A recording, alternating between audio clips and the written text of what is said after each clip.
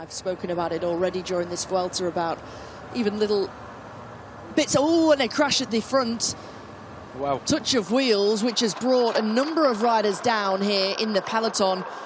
One of those being Ben Turner, Bob Jungels, as well as Matthew Riccatello.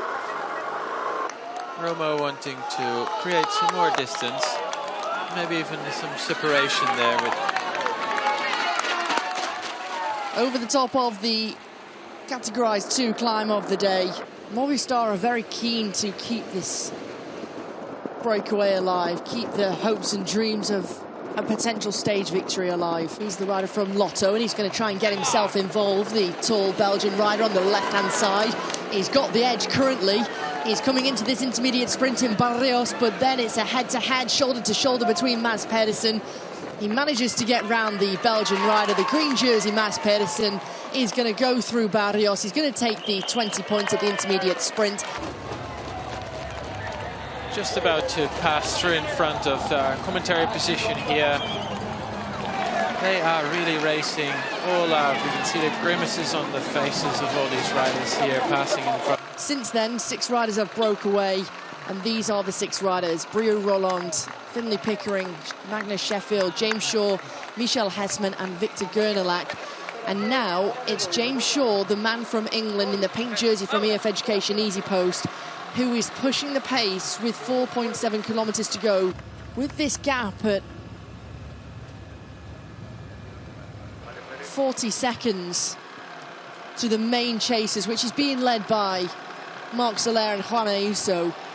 We now have the strongest climbers of that breakaway still in front. Marc Soler with Juan Ayuso on the wheel and nobody else able to follow. Here we go, the big move from UAE Team Emirates XRG. Marc Soler has put Juan Ayuso into a position to try and win the stage 12 of La Vuelta. Move. Couldn't quite do so. He's still with Brio Roland. And meanwhile, look who's coming across to Juan Ayuso. Javier Romo of Movistar has managed to come across to the Spaniard. 2 Spanish riders leading the stage.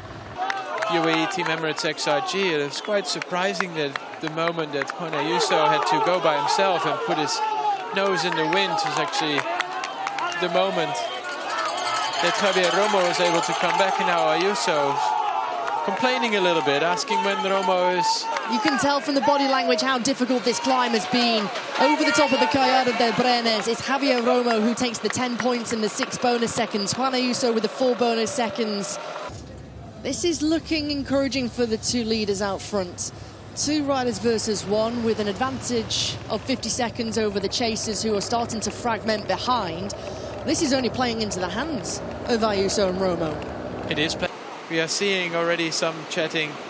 Juan Ayuso now slowly starting to play for the victory. He knows that there's a lot of pressure on Movistar team. There's a lot of pressure on Javier Romo.